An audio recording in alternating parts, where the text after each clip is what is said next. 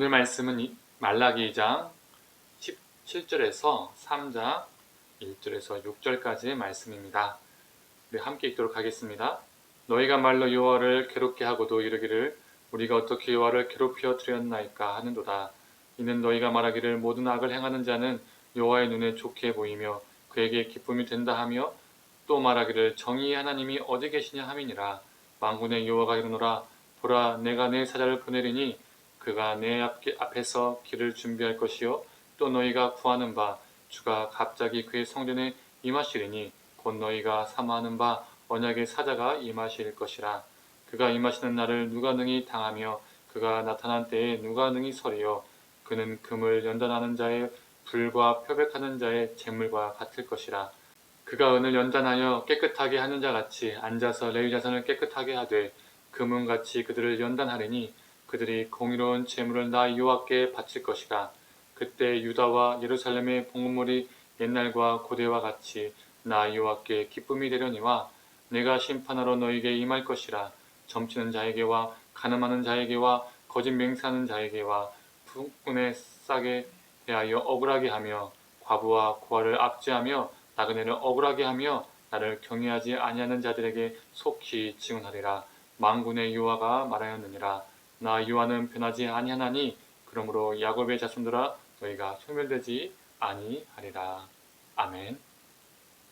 아침 묵상을 들으시는 우리 모든 성도님들에게 하나님의 은혜가 있기를 간절히 소망합니다.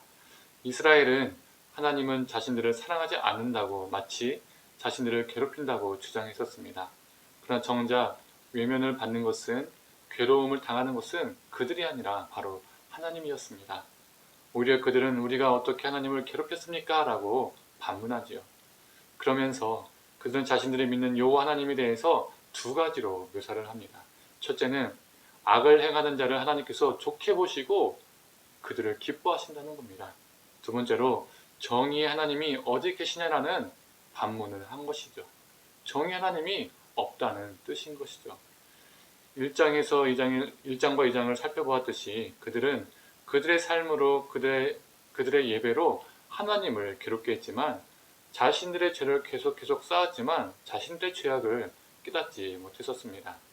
그런데 이것보다 더 큰 문제는 자신들의 죄악을 깨닫지 못하면서 오히려 타인의 죄악을 주목했던 겁니다. 그들을 자세히 보니 악한 것 같은데 형통해 보이는 겁니다. 나도 그들처럼 살고 싶은데 그러지 못한 것이죠. 그러면서 그들이 내린 결론은 악행하는 자들을 하나님께서 좋게 보시고 그들을 기뻐하시는구나. 그렇다면 정의 하나님이 어디 계시냐? 라고 말한 것이죠. 또한 그렇게 말하면서 그 말 안에서 무엇이 담겨져 있습니까? 하나님을 비꼬고 조롱하고 빈정내는 모습이 그 안에 담겨져 있는 것이죠. 정의 하나님이 어디 계시냐? 자신의 죄악을 보면서 회개의 길을 걸어야 하는데 타인의 죄악을 보면서 이런 결론을 내린 것입니다. 결국 자신들이 악을 행하고 있으면서도 악행에 대한 어떠한 처벌도 받지 않으리라는 자신감을 보여줍니다. 요즘 말로 하면 근자감이죠. 근거 없는 자신감을 보여줍니다. 왜 이런 근자감이 생겼을까요? 그들이 보기에는 하나님은 무능하니까, 하나님은 정의 하나님이 아니니까요. 그래서 그들은 자신들이 어떠한 악을 행하든지 하나님은 처벌하지 않으시고 자신들이 드린 제사로 인하여 하나님은 그저 기뻐하신다라고 착각했던 겁니다. 왜 이들은 이렇게 착각하고 근자감의 사람이 되었을까요? 바로 예배와 삶이 하나가 되지 않았기 때문입니다. 의식으로서 예배만 강조하게 된다면 삶과는 전혀 무관한 아편 같은 종교성만 강화가 됩니다. 종교적인 아편에 취하다 보니 그 환각 속에서 자신만의 영적인 그 황홀경 속에서 자신들은 잘하고 있다라고 착각하고 만족하며 사는 겁니다. 결국 무서울 게 없는 근거 없는 자신감을 가진 사람이 되는 것이죠. 예전에 전 모 목사라는 사람이 어땠습니까? 하나님 까불면 죽어! 라고 말하지 않았습니까? 온갖 뉴스와 인터넷 기사를 도배했었죠. 오늘 본문의 그 근자감이 이 전 모 목사의 근자감과 너무 비슷하지 않습니까? 이러한 제사장들과 이스라엘을 향하여 하나님께서 그렇다면 정말 정의가 무엇인지 보여주겠다라고 말하는 겁니다. 바로 3장 1절에서 6절의 내용입니다. 주님이 임하시는 날 여호와의 날이 임할 것이다 라고 말하고 있습니다. 그들이 기대했던 여호와의 날은 이스라엘의 해방의 날, 이스라엘의 구원의 날, 이스라엘의 완전한 독립의 날이었습니다. 고국으로 귀환하였지만 여전히 그들은 바사제국 아래에 있었기 때문이죠. 그러나 그날은 그들이 기대했던 날과 달랐습니다.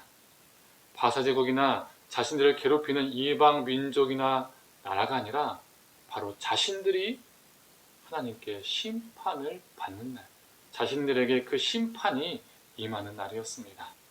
서민일지라도 수없이 예배를 드릴지라도 수없이 제물과 헌물을 드릴지라도 그 어느 누구도 능히 감당할 수 없고 그 어느 누구도 능히 설 수 없음을 하나님께서 경고하시고 계신 것이죠. 3절은 심판을 연단이라는 단어로 표현하고 있습니다. 이 연단이라는 단어는 히브리어로 짜라프라는 단어인데요. 기본적으로 은과 금에서 찌꺼기를 제거하듯 개인 또는 공동체의 죄악을 정결하게 하는 것을 말할 때 사용되는 단어입니다. 즉 하나님의 심판이 단순히 처벌과 멸절이 아니라 궁극적으로 이스라엘을 정결하게 하시고 회복함에 목적이 있다는 것을 말해주는 대목이죠. 그렇게 연단된 자들이 어떻게 되는지 3절 후반은 말해주고 있습니다. 공의로운 재물을 하나님께 바치게 된다는 것이죠.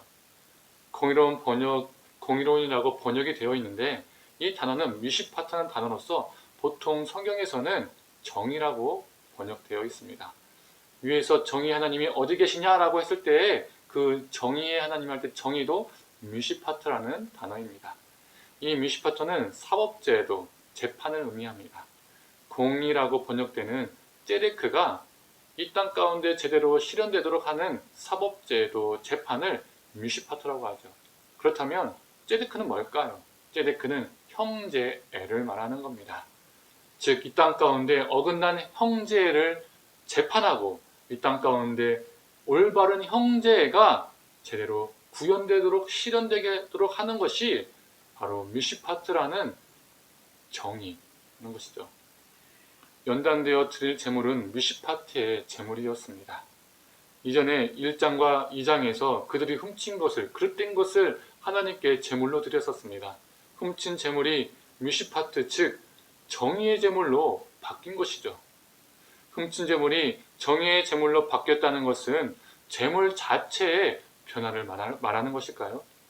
무엇의 변화를 말하는 것일까요? 바로 제사 드리는 주체자, 즉 헌제자, 제사자의 변화를 말하는 겁니다. 불순물이 빠지고 정결하게 연단된 헌제자의 삶이 정의로워졌기 때문에 그들이 드리는 제물이 정의의 제물이 된 것이죠. 그렇다면 하나님께 드릴 정의의 제물은 무엇일까요? 5절을 통해서 알 수가 있습니다. 점치는 것, 간음하는 것, 거짓 명세하는 것, 품꾼의 싹을 속여 억울하게 하는 것, 과부와 고아를 압제하는 것, 나그네를 억울하게 하는 것, 이게 다 무엇입니까? 탐욕을 위해서 하나님과의 관계를 깨고 이웃과의 관계를 깨는 행위입니다. 이 모든 것을 거부한 삶이 정의의 제물이라는 것입니다. 점치지 않고 이웃과 간음하지 않고 이웃에게 하나님의 이름으로 거짓 맹세하지 않고 이웃의 싹을 속여서 억울하지 않게 하고 이웃인 과부와 고아 나그네를 압제하지 않는 것, 오히려 그들을 섬기며 돌보는 것, 바로 이것이 하나님이 받길 원하시는 정의의 제물입니다. 하나님이 받길 원하시는 예배라는 것이죠.